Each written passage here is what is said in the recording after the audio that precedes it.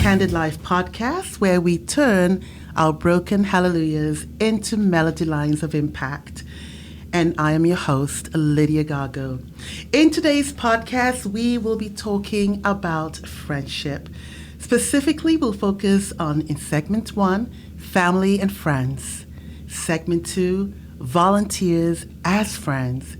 Segment 3, dogs as friends. My special guest today is Nicole Buday. Nicole is a graduate of Grand Valley State University and has always had a heart in non-profit work. She joined Lead the Dogs for the Blind in 2015 as the Volunteer Engagement Coordinator. Now that's quite a lot of words there. And her position includes supporting over 350 on-campus volunteers with a large variety of different activities, which we will discuss during the podcast. In her free time, Nicole enjoys running, cycling, hiking, reading, and spending time with her family, friends, and her dogs, Molly and Clancy. Well, I am very excited to have Nicole on the show today. So welcome, Nicole. Thank you for having me. I'm excited to be here. That's great. I actually wore my elephant scarf just to represent the animals because, I don't have the dog one.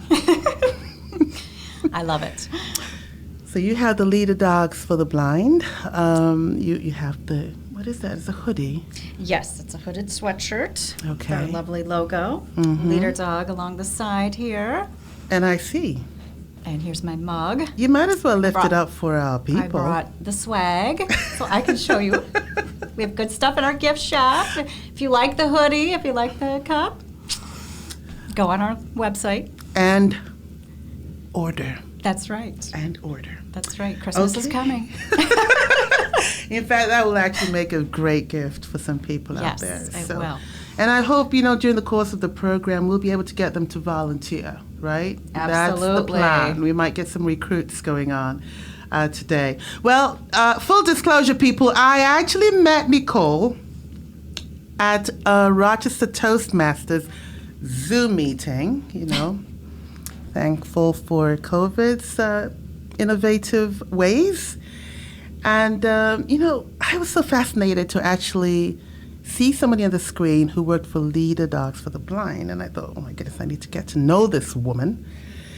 And we finally met in person. And it was a great reveal because what I saw on Zoom was not what I saw in person.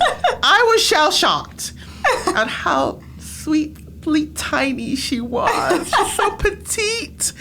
But an absolute darling inside and out. And so I just felt, we got to get her on our podcast because she's a wealth of knowledge and she's a phenomenal person to get to meet. So enough of my chit-chat. Well, thank you. You are a big reason why I kept coming back to Toastmasters. Yeah, right, whatever. No, it really but was. It's okay. You're so warm and welcoming. Thank you. I appreciate it. That's all friendship, right? Mm-hmm. So anyway, let's get on to the show. Tell us a little bit about yourself and your family, a bit about your upbringing. Sure. Well, you've already covered a lot of it. That was a really nice overview that you provided. Like you mentioned, I did go to Grand Valley. I majored in English, and then I did, my emphasis was professional writing. I started out in teaching, and then I worked at a daycare center, and I said, this is not for me. So I was about halfway through my program when I switched. So I did a minor in advertising and public relations. And so I had the opportunity to do 2 internships, and one was at an advertising agency, where I did not get a lot of opportunity to really explore the field. They just didn't really have time for me. And so I spent a lot of time with the accounting people. They kind of took me under their wing. And I am not a math person at all. So it was a really good experience. But then I had the opportunity to internship at the Kent County Literacy Council. And my heart just bloomed because I just loved it so much. I loved their mission. I loved the executive director. She just gave me the opportunity to do so many things and just being a smaller organization like that, you get to wear a lot of different hats. And so that really solidified it for me in terms of where I wanted to work. And then, so that was on the west side of the state. And I will tell you that my husband and I met in high school. So we got married very young. We were 20. Wow. We were babies when we got married. But we had dated, 4 or 5 years. So we didn't want to live together before we got married. We just wanted to get married, and we knew we were right for each other. And so I graduated first, and my husband was still in his chemistry program. So we moved out to this side of the state. I got a job in Brighton, actually, and then he finished up at Eastern. So my first job out of college, I was not a nonprofit. I was called the Engraver's Journal, and it was a very interesting experience. And you know how it is when you graduate from college, right? You're excited, you've paid your dues, right? It's your first job, you're excited, and it was not a good experience. It was really not a good experience, and they let me go. Oh, wow. I think I was there for like 3 months. They let you go? They let me go. As in fired? Yeah. Oh. Yeah. So, actually, but God works in mysterious ways. Like at the time, I was crushed. I was devastated, right? Because here I worked so hard to get my first job. And it just wasn't the right atmosphere, and the people were just, the vibe wasn't good. Okay. So really it was okay. It was really okay, because then I landed at a nonprofit. And so I started out there, and I was a secretary. Again, I was kind of trying to feel my way in terms of, do I want to go back to grad school? Do I, what do I really want to do at this point? Because my confidence was a little shaken, right? Oh, yeah, definitely. Definitely. Man, you got fired, right? That's a big deal. Yes. Woo! Not good on the res, but anyhow. No. But again, so we were talking about, I know the theme today is friendship, and I would love to tell you about my friend Leslie. So God moved me out of that season into, it was called Child Care Network, and so they worked to find like good quality daycare and connections for people who needed childcare. So she was a social worker there, and we got talking, and we realized that we both really liked to run. So we started running together in the mornings before work. Sometimes we'd meet after work. And she was just this huge blessing in my life. And then fast forward, I get pregnant with my son, Trent, who is now 20. He'll be 21 in March. Yes. They do grow. Yes, way too fast. So Trent was a preemie. And, I need to back up just a little bit. So I did take a different job because I did need to make a little bit more money to support, because, my husband was still in school. His name is Steve. So I was a proposal writer at StatProbe. So they did contract research organization, or yes, I think that's the term.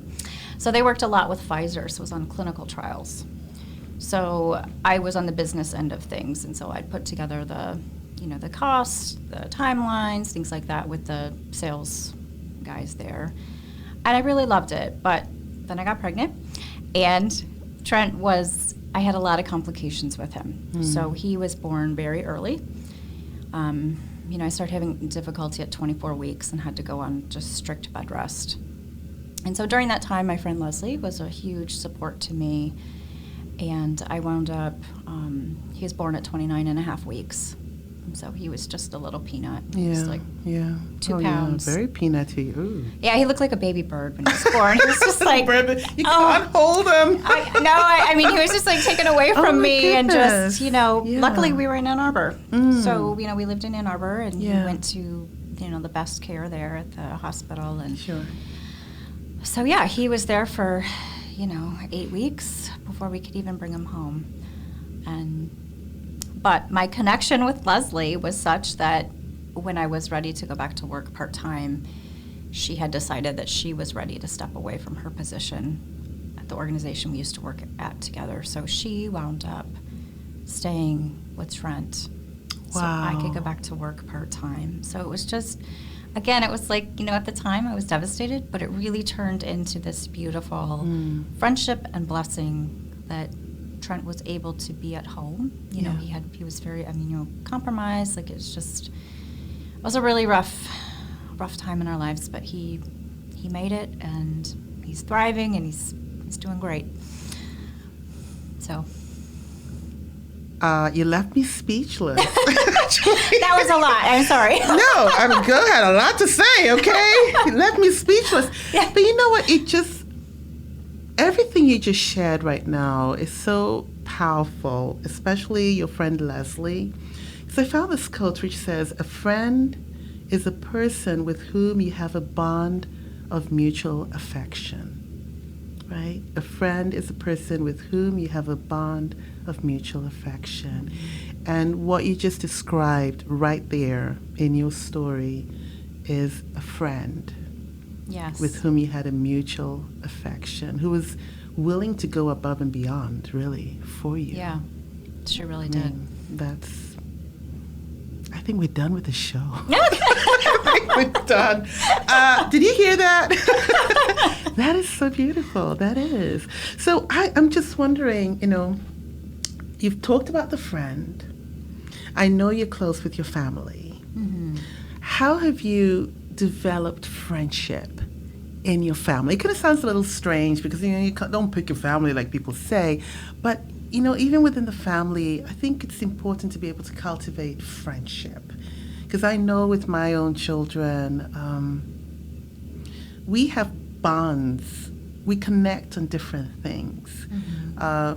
A lot of them, we're all creatives. So we connect with music or art or photography or video games or whatever the case is. We connect very much on a creative level, apart from the Lord as well. But how have you developed relationships or friendship within your family setting? Well, I'm very blessed to be the mom of Trent, like I mentioned earlier, Mm-hmm. who's 20, soon to be 21.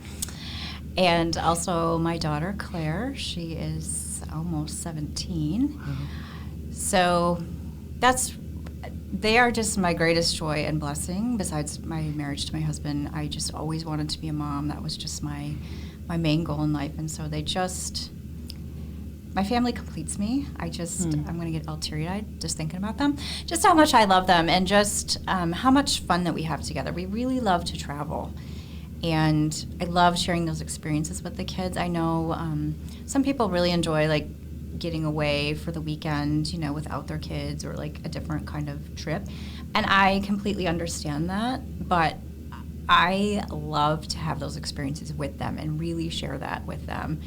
I remember for our 20th wedding anniversary, we went to Hawaii. And it wasn't even a second thought to me, like, if we were bringing the kids. It was just, of course we are. I know this is our anniversary, but, they're a beautiful... I want the kids there. Yeah. So when do you have time to yourself, you and hubby? Well, keep in mind my kids are old now, right? Well. We're in a very different stage A whole different season. Thank you for a different season, okay? Yes. So you do have time with hubby anyway, yeah.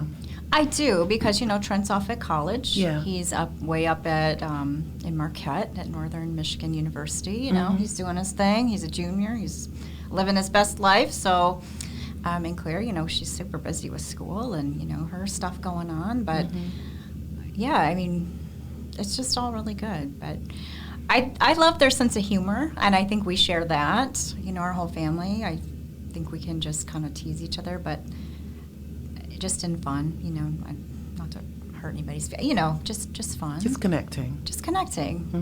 I like to tell them really funny puns. I think they're funny. They might not, but they're funny to me. So, it's all perspective, right? Sometimes I get a laugh, sometimes I get an eye roll, sometimes I get a groan, but... you get a reaction. I get a reaction. There you go. Yes. That's all it's you all wanted. good. It's all good. So. Just to kind of wrap up this little section here, I wanted to ask you, because we are talking about friends and family, what kind of people do you gravitate to as friends outside family? So who are the kind of people you gravitate to? And then the other question is, how do you keep those relationships healthy? I know that's a big question, but I think it's really, really important that we don't just make friends, but we have healthy friendships. as well. I mean, I know I have a couple and have very few friends, enough to count on my fingers, really. I have one very close one here in Michigan, doesn't live too far from me. Then another one in Ghana, another one in Connecticut. But these are people that even if I don't talk to them, the relationship continues. It almost feels like you just call them and we just carry on from where we left off. Those are the type of relationships that have just fed my soul and have just been very rich. So what about you? What kind of people do you gravitate to, and how do you keep those relationships healthy?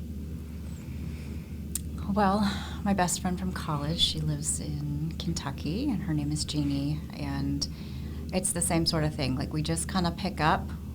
You know, we go months sometimes without talking, which, you know, because we're both just busy, and, you know, I need to make more of an effort. You know, I really do. Because I do miss her, but I love that when we just talk, it's like no time has passed, and we know just details about each other's lives and what's going on, and we just love and support each other. I have some really good friends here too. You know, my friend Julia, you know, she's just been a rock throughout a lot of things. Our girls are best friends, and our families are very close. So that's really important to me. And then also I have a really nice, wonderful group of my Bible study ladies. Sometimes we refer to ourselves as the badass Bible babes. The who, the what? The what? The badass what? Bible babes. The badass Bible babes. Yes. Okay. Did you check with the Bible part of it? The badass Bible babe. Never heard that before. That's when but we're feeling different. sassy, I guess. But they are just an incredible group of women that each bring their own strengths and talents and just unique gifts to the group. We have been so fortunate to know each other. We all, for a long time. So our kids went to school together at a very small Christian school in Lake Orion, and that's how we started out. And we have just been friends this whole time, you know, and doing Bible studies together. But in addition, just really living life together, right? It's just this really important group to me. You know, we support each other through the hard times, but we also celebrate all the joys, right? We're seeing our kids grow up and become the people that they're meant to be and that God has made them to be. And so it's just been this beautiful transformation. You know, I remember their kids as just really little, and they remember mine, you know, with the glasses and the bracelets, right? And now they're young men and women. And it's so fun to just attend the graduations and just see all these milestones in their lives. And so, you know, we have a group text. You know, we try to see each other every week. A lot of times, you know, life, again, is busy, so it doesn't happen all the time, but just really trying to be intentional about being present and being available for them. They were very, they've just really carried me through a lot. That's great. That's great. Hope I've done the same for them. So I'm sure you probably have.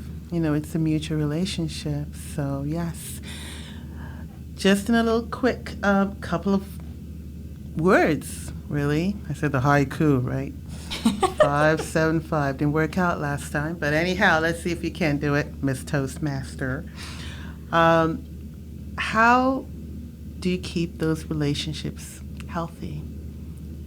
What are some of the ways? Because, you know, sometimes relationships can be unhealthy, right? So, in your view, what things can you put in place to keep a friendship healthy? Give me one or two. I would say number one is prayer. It's just really being, thinking about them and praying. So even if I can't make it to our Bible study, or I haven't picked up the phone to call my friend in a while, right? Like, she's still always on my heart. My friends are still always on my heart. And so I try to think about them. I try to pray for them and their circumstances, and just try to help carry their burden. Okay. And number two?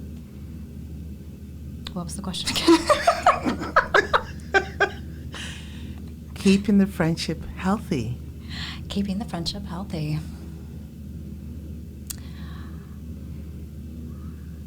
I have to say that all of these friendships are very healthy. I have had some people come and go from my life that maybe it hasn't been healthy. Maybe it started out that way and then it didn't. And like you referred to as, the season, I think the season just kind of ended and, it was kind of okay to maybe step away a little bit or just not respond or COVID in a way, in a weird way, it kind of helped with that a little bit, in terms of you couldn't get together, right? Sifting out the relationships. Yes, it kind of did. Let's call it for what it is, right? Sifting the relationships. Yes. Okay. I don't like conflict, so it's really hard, and that can be really hard to Little have sifting. to do that. So, also setting boundaries, right? Just setting those healthy Absolutely. boundaries. Yes. Keep the relationships healthy. And I think people learn to respect boundaries if you have them. And when they knock against them, they're like, okay, this is not working, right? So having those healthy boundaries, I think definitely make a difference. Nicole, you've filled my brain, and I'm sure you filled the brain of our audience. So I think we need to take a little break. Sounds good. Sounds good. And when we come back, we will go into segment 2, which is volunteers as friends. Someone's up there watching me. It's like a feeling of weeping, and the world won't stop. Welcome back. And if you are joining us, this is the Candid Life podcast, where we turn our broken hallelujahs into melody lines of impact. And I'm your host, Lydia Gargo. Our special guest today, Nicole Buday, the Volunteer Engagement Coordinator. I have to practice this. For Leader Dogs for the Blind. Today we are talking about friendships, the powers thereof. In the last segment, we talked about our friends and family and how we can grow those relationships. So now we're going to move on to volunteers as friends, because as I said, Nicole is the Volunteer Engagement Coordinator. So we're going to find out a little bit more about what that actually means. I read the mission statement for Leader Dogs for the Blind, and it says, our mission is empowering people who are blind or visually impaired with lifelong skills for safe and independent daily travel. It's a pretty loaded mission statement. So tell us briefly a little bit about the organization and how that work actually comes into play to make a difference in the lives of both the visually impaired and also the blind. So I am truly blessed to work at Leader Dog and Leader Dog for the Blind and to be part of this amazing organization. Every day I am amazed at the staff, the volunteers, the clients, the donors, everybody that it takes to make this organization what it is.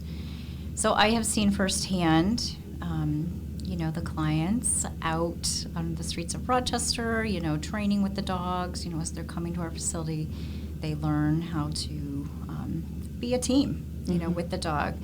And so when they leave us, after 21 days, they're going home and they're, working with the dog to learn their routes and their neighborhood. And so applying the skills that they learn here so that they do have that safe and independent travel in their communities. So I'm just so amazed at the guide dog mobility instructors who train these dogs while they are on campus with us. They spend about 4 months, really teaching them the skills that they need to get everybody around safely. I'm also amazed at, maybe I should start from the very beginning, but, the puppy raisers, they are the ones that take home the puppies when they're about 12 to 15 months. And so they open their heart and their home to these little bundles of cuteness, right? Okay. They're tiny. They're like tiny, 8 but where do they weeks. come from? Where do these dogs Yes. come from? So I should back up even further. Yeah. So let me start in the very beginning. So we have, again, some really amazing volunteers who are called our breeding stock host homes. Okay. And so they have the leader dog moms or dads in their homes. So if you have a male, he is going to live with you. He's going to come up to campus for breeding. So whenever they need him, they would, call the host home and say, hey. It just sounds so strange. It's So the dog just comes and performs its business. it's kind of like spring break, right? I know.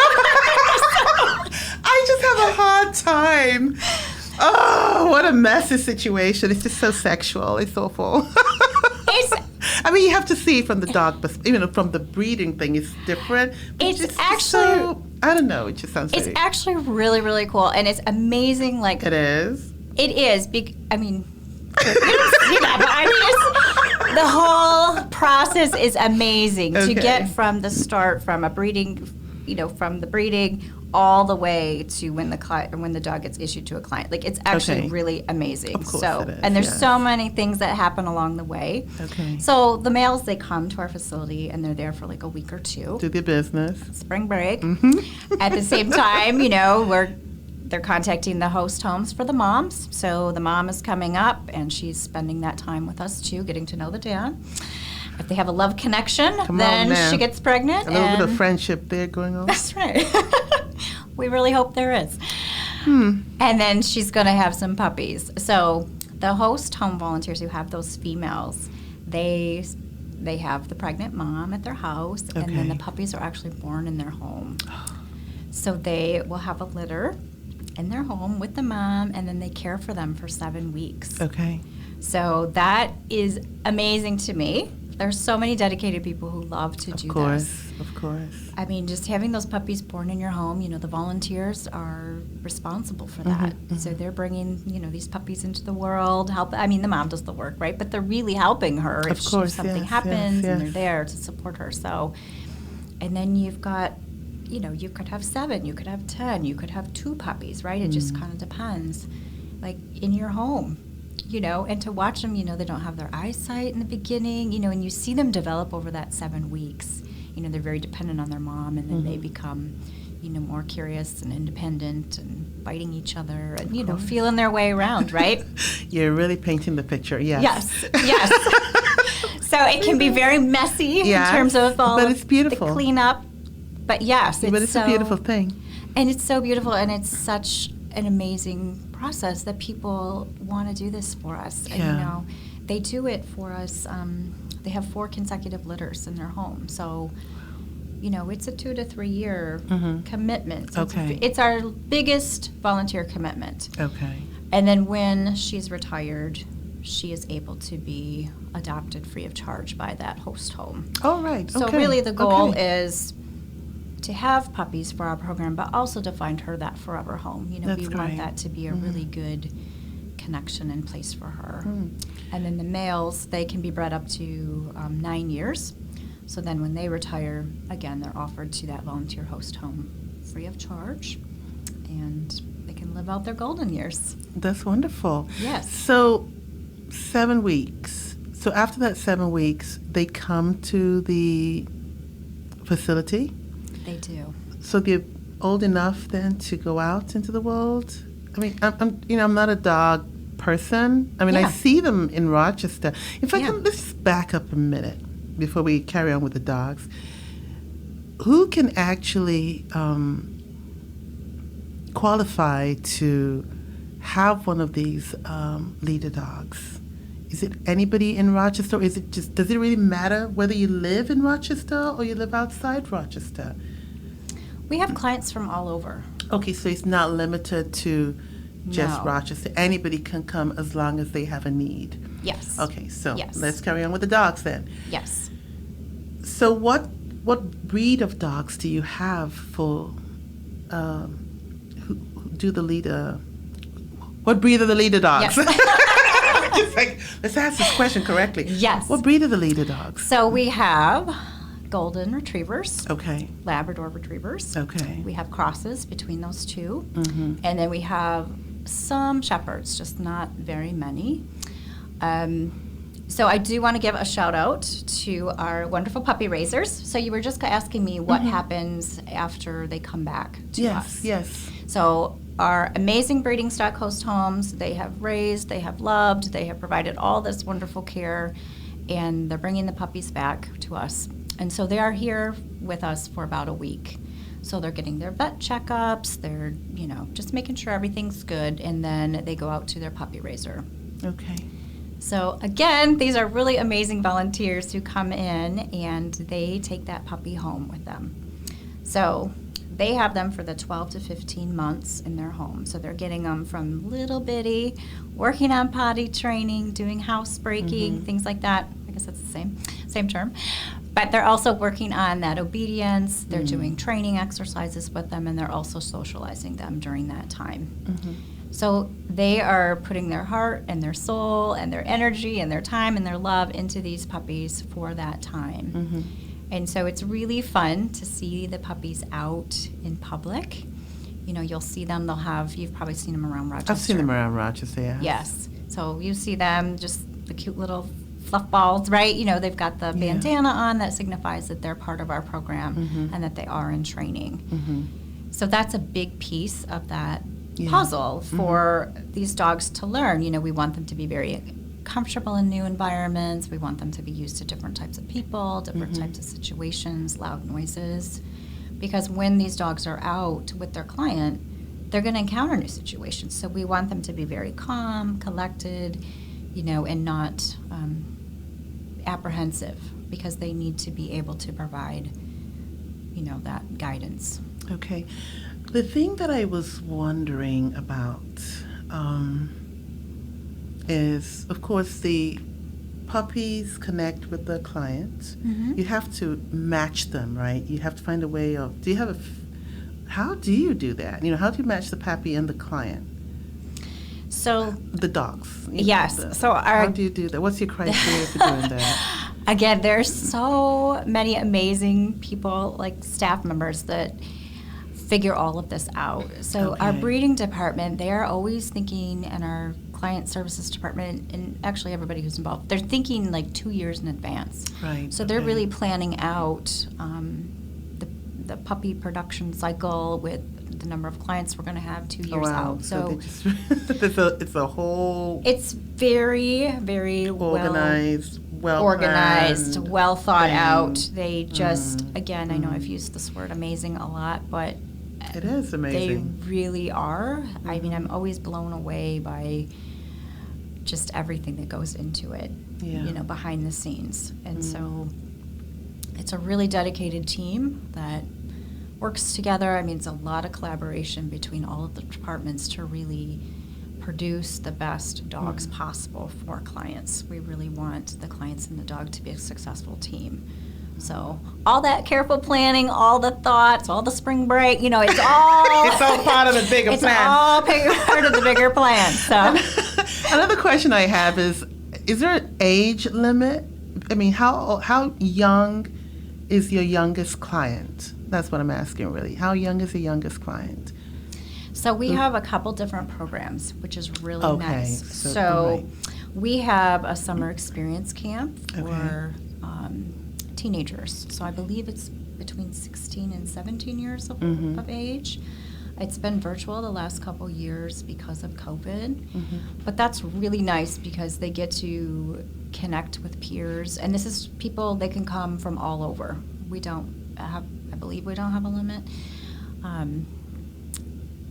So that's really nice. So again, they might feel a little bit isolated because, there might not be somebody who's facing, the same things that they are and just have questions. And so they're able to connect and they're able to learn more about our programs. They make it so fun for everybody. They do a bunch of different activities. So when it's in person, like they'll go canoeing. Okay. They'll play, I believe it's called like beeper ball. I could be saying that wrong, but it's like soccer, but the ball has a sound, so they're able to follow the sound. That's great. They do like tandem bike rides around Stony Creek. They just have all sorts of really fun activities, but they also have things in terms of like career, like thinking about different careers. They'll have people give them, mentorship. It's just a really, really Very nice, strong program. Yes. One more little question on the dog thing, because I'm Yeah, not a dog of lover, course. but I will love dogs. We grew up with dogs, had 2 at home, but they were outside pets. They were Okay. not inside, so that's just a whole different lifestyle there. If you have people who have maybe had a negative experience, some kind of trauma with dogs, again, you've talked about the amazing people who just Yeah. make everything work, Yes. How do you, you're the coordinator, so you may or may not know. How do you help somebody settle into having a new experience or developing a relationship or a friendship with a dog if they've experienced some kind of trauma? Do you have the trauma specialists or the counselors that lead a dog to kind of help deal with that issue? I would have to say that's really outside of my expertise. Really, my focus is our volunteers, like our on-campus, and then also, doing the front end of the application process for the breeding stock host homes, and then our puppy raisers. So really, that's more my area of expertise. I think that I know that they have people in our client services who are just, again, they work so hard to help the clients because they know that this is a big experience. A lot of people have never left their home and traveled to Michigan. Some people have never been on a plane. Some people, so it can be very intimidating traveling by yourself, managing the airport, all of that stuff. And then to think that you're going to come home with a dog, right? That's another whole layer. Deal, yeah. And so they do have a lot of discussion, and they do go through a big application process because they do, like I said, they want it to be very successful for, the team, the dog and the client. And so it's absolutely normal to be nervous, and I think they try to do the very best they can to alleviate some of that nervousness and really help them through that. Our guide dog mobility instructors are the ones that work with our clients when they're on campus, like I mentioned before. So they're here for 21 days. And so during that time, I'm sure that people are very apprehensive and nervous, and then when they actually meet their dog, again, they still might feel that same sense of, I don't know if this is going to work. Yeah. But the more comfortable they get and the more they work at it, it's going to be this amazing thing for them, right? It's opening doors that maybe they never imagined. And so it's just a beautiful relationship develops between, the client and the dog. That's great. Do you have any memorable volunteer moments that you would like to share? You're the volunteer coordinator. So do you have any memorable moments? Just share really briefly, and then I'm going to ask you to tell our audience why they should become a volunteer for Lead the Dogs for the Blind. I would love to share with everybody about my family's experience with a future leader dog. So that is what we call our dogs before they're issued to a client, before they graduate and become a leader dog. So as I mentioned before, I talk to a lot of people on the phone about our different volunteer opportunities or over email. So again, it's our on-campus volunteer opportunities, our breeding stock host opportunities, and then also our puppy raising opportunities. A lot of people as puppy raisers or potential puppy raisers, they ask me, how can you spend 12 to 15 months with this puppy and then give it back? That's a very difficult question, right? Because that's, you're going to get attached. Yeah. You are spending all this time with this puppy. I myself have never raised a puppy, but my family had the experience when COVID hit. We had to shut down everything. So we couldn't have clients come. We couldn't have volunteers on campus. And so that really, we really had to kind of adjust, right, and figure out what was going to happen. And so we had a lot of dogs that were in training in our canine center. So we needed, staff that wasn't able to work with the clients, they came over and they worked in our canine center. Everybody really adapted very well and really made everything work. But my family was asked to rehome a future leader dog. She was class ready. So what that means is she had gone through all of that training with our guide dog mobility instructor, and she was so ready for her clients. But she was kind of in limbo, right? Because we couldn't have clients. Right. And so they had several dogs that needed homes, and I personally have 2 dogs, Molly and Clancy, like you mentioned. Clancy is a career-changed leader dog, or from leader dog. He didn't make it through the program, so we were able to adopt him. And I thought, okay, he's going to do great with this puppy or this dog, and my other dog is going to be kind of grumpy about it, right? 'Cause she's 10. She's 10. And the opposite happened. So we were asked if we would rehome, and we said yes. We would love to have her. At the time, my husband was home from work. He's working from home. My kids, Trent came home from college. Claire was home. Everything was online, right? So we were all in this Home. We were all home. So here we are, 4 of us, 3 dogs, but what it gave us this beautiful sense of what puppy raisers do and kind of go through. I don't have the same experience. I would never compare my experience to theirs, but I had a sliver of it in terms of this dog was raised in a prison. So we have several prisons in our system that raise puppies for us. So that's a really, really cool program too. So when you say raised in a prison, what do you mean? As in a prison? Yeah. Oh. It's just a really cool program. So we have outside puppy raisers, so the people that raise the puppies in their homes. And then we have a lot of puppies that are raised in prisons. With COVID, the prisons were hit pretty hard, so some of them had to, send the dogs back our way. But so the dog that we had, she was raised in a prison. So this person had spent all this time with her. He did, again, amazing. I know it's kind of my word of the day. He did an amazing job with her. She was just such a joy to have around. And really our job was to keep her skills fresh. So when we walked her, we had to do the loose walking. We had to do these training techniques with her just to keep her fresh and ready for when she could go to her client. But we got attached to her. We had her for 3 months. And every one of us got so attached to her.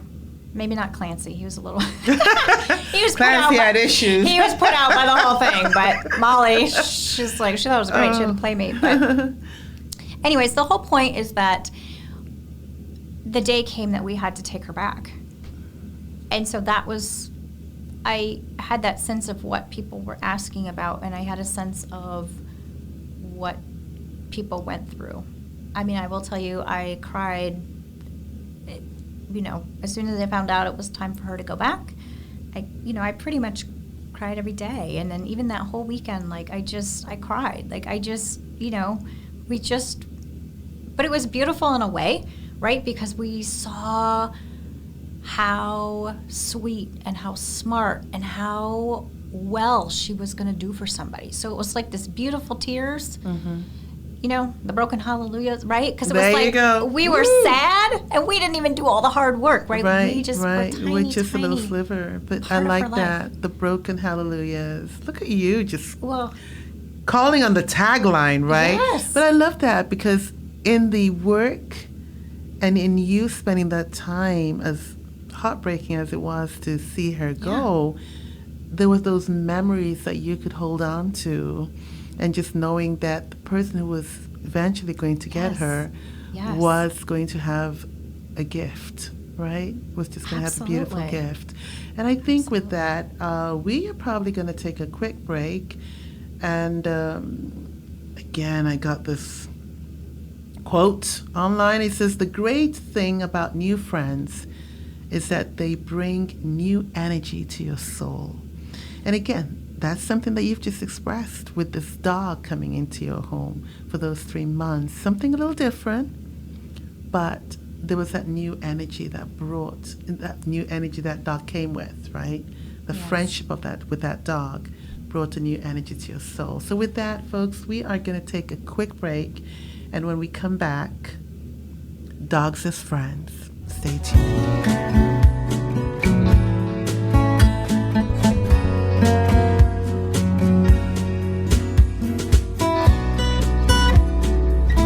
Welcome back, and if you're joining us, you are listening to the Candid Life podcast, where we turn our broken hallelujahs into melody lines of impact.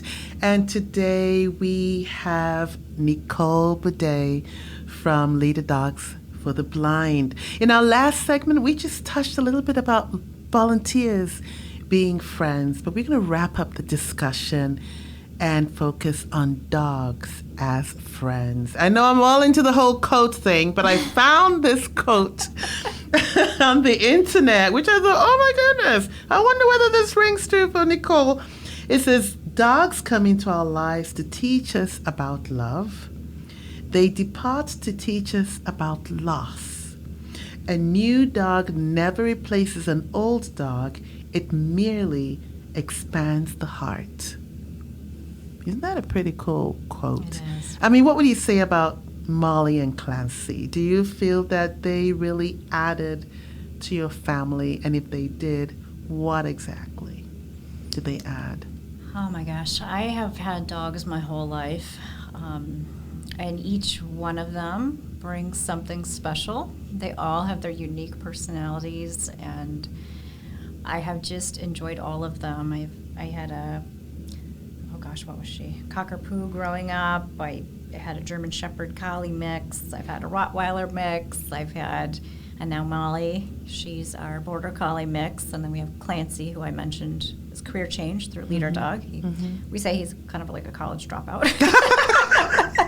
He decided he didn't want to continue. I mean, don't be labeling the dog like that. College dropout. No, seriously. He just didn't want to work, and that's what I appreciate about Leader Dog too. Just I'm going to circle back to that a little bit. Is just, the dogs really have to want it. Like the difference between Clancy and the dog that we rehomed that I mentioned earlier. Clancy's so laid back. Like he is happy to just sleep. Seriously, like 10 hours of the day, and he's 5. You would think he's 10 and Molly's 5. Like they're very opposite. But the dog that we had, she brought something like a whole new level to us just while we had her. She just, again, like I talked about how she was so smart and she's just people pleaser. Like she just always wanted to be with you. Yeah. But she also seemed like she loved what she was doing. Okay. And so I... Isn't that interesting? Yes. Okay. And you see some dogs in our program that are just so natural. Like they look like that was just what they were born to do. For. Yeah. And they love it. They love it. And then, other dogs don't graduate, and that's okay. We do have some of the dogs, they look for alternative careers for them, if they don't make it. And so I love that because, like with all of my dogs I've had in my personal life, they, again, just those unique personalities and those traits. Molly, she's a Border Collie. Like, she's a herding dog.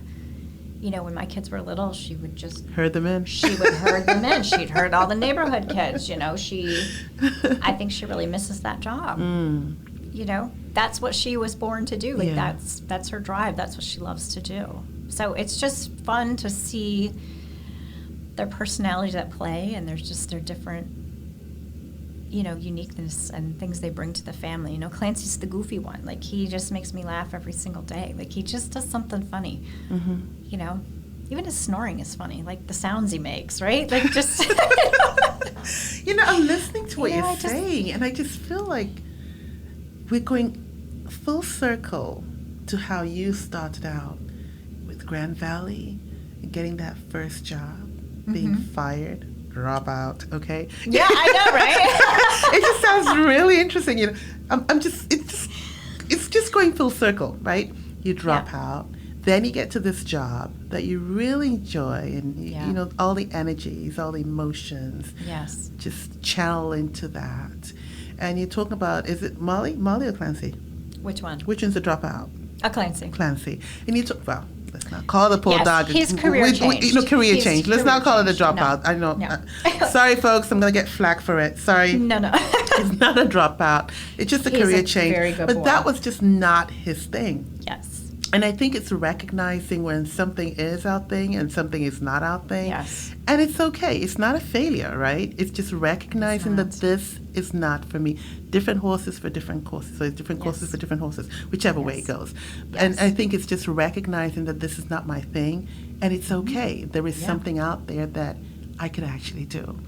So with that being said, Nicole, this is called the Candid Life.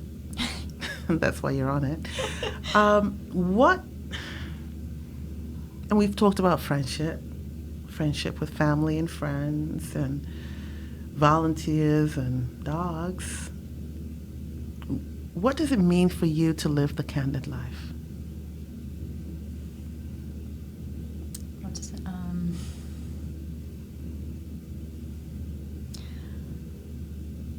I think when I reflect back on like what you said, just coming full circle, I think it's just taking things as it comes. Mm-hmm. And always looking for the positive and always looking for the silver linings in everything. Because,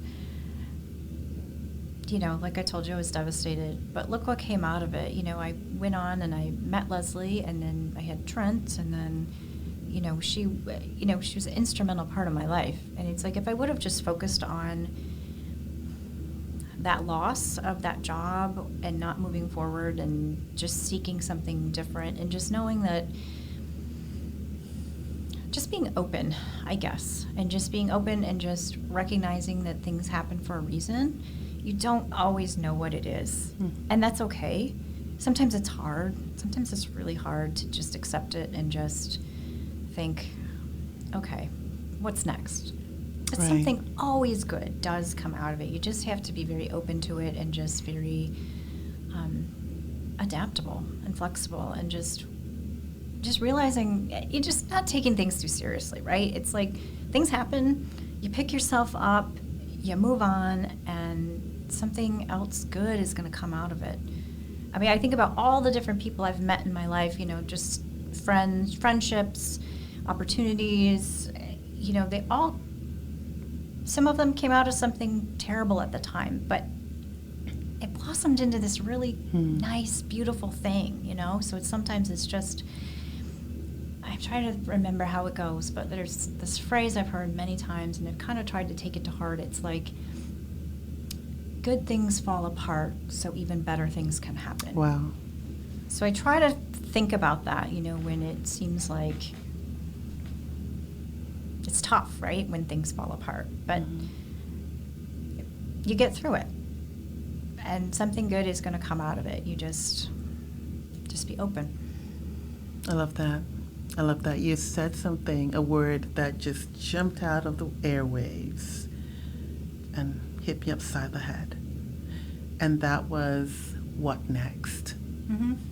So often we get stuck when we keep asking, but why did this happen? Why did this Yes. happen? Why did Yes. this happen? We get stuck in a place and can't see beyond our nose, let's put it that way. Mm-hmm. But when you ask what next, it opens up the possibilities of what could happen, right? Yeah. So I think when tragic things happen, and tragic things will, because we're living, Absolutely. right? It's- Good things yes, happen, it's bad life. things happen. Yep. Rain falls on the righteous and the unrighteous. That's just the way life is. Yes. Sometimes bad things happen to good people, and it's not Yes. always an easy Yes. thing to deal with. But when we get stuck on the why, we can't move forward, right? Yes. We sometimes we just have to stop and embrace what has happened. Sometimes we have to fight against what's happened. But asking that question, what next, opens the door for other things, or opens our heart Yes. to the possibilities or opportunities that could be out there for you. And that's basically what I'm hearing from what you're saying. And that's a beautiful thing. That's definitely a beautiful thing. And so with that, folks, we've come to the end of the Candid Life. Thank you so much for joining us. We've talked about friendship, specifically family, friends, volunteers, and dogs. But I am going to ask Nicole, can you give us some information for our listeners and our viewers of how they can get involved with Leader Dogs for the Blind. Can you maybe tell us if they can call you, or can you show them how they can get to be part of Leader Dogs? Yes, well, the first thing would be to go on our website, which is leaderdog.org. So if you know somebody who's in need of our services, we provide orientation and mobility services, so, white cane travel, also guide dog services. So please refer them to our website and check us out. Everything is offered to our clients free of charge. And again, I'm going to go back to my word of the day, which is amazing. It really is an amazing place, and I just can't say enough good things about it. My heart is there. I just love it, everybody who is involved. So we'd love to have people learn about our services. We are always looking for puppy raisers and breeding stock host homes. We have, again, just wonderful, wonderful people who have been part of our program for years. They have raised many, many puppies for us. So a wealth of experience, and we are always looking for people who want to try it out, like just become a puppy raiser and make a difference in somebody's life. Also being a breeding stock host home, we are always looking for people. So we would love to have you. Please call me. My phone number is 248-218-6416. Also on-campus volunteers, definitely looking for those as well. Any open positions for on-campus roles will be posted on our website, so that is an application process. In addition to puppy raisers and breeding stock host homes, there's an application process, and all of those things are on our website. So again, feel free to call me at 248-218-6416, or you can email me at nicole.buday@leaderdog.org. Fantastic. And folks, when you do contact her, please tell her that you watched the Candid Life podcast. I can't guarantee you will get in, but at least it'll be a great conversation starter. I would love to hear your thoughts and comments about this show. So you can always email me at livethecandidlife@gmail.com. That's livethecandidlife@gmail.com. Until next time, I'm Lydia Gargo and Nicole. Say hey as a bye-bye. Yes, thank you so much. I just want to encourage you to continue to live the candid life 24/7. Nicole and I are going to close out with a poem. We don't know who the writer is because it's unknown, and it's called Reason, Season, Lifetime. I hope you enjoy this. Nicole, take it away. People come into your life for a reason, a season, or a lifetime. When you figure out which one it is, you will know what to do for each person. When someone is in your life for a reason, it is usually to meet a need you have expressed. They have come to assist you through a difficulty, to provide you with guidance and support, to aid you physically, emotionally, or spiritually. They may seem like a godsend, and they are. They are there for the reason you need them to be. Then, without any wrongdoing on your part or at any inconvenient time, this person will say or do something to bring the relationship to an end. Sometimes they die. Sometimes they walk away. Sometimes they act up and force you to take a stand. What we must realize is that our need has been met, our desire fulfilled, the work is done, the prayer you sent up has been answered, and now it is time to move on. Some people come into your life for a season because your turn has come to share, grow, or learn. They bring you an experience of peace or make you laugh. They may teach you something you have never done. They usually give you an unbelievable amount of joy. Believe it, it is real, but only for a season. Lifetime relationships teach you lifetime lessons, things you must build upon in order to have a solid emotional foundation. Your job is to accept the lesson, love the person, and put what you have learned to use in all other relationships and areas of your life. It is said that love is blind, but friendship is clairvoyant. Proverbs 17:17, a friend loves at all times. God bless you all.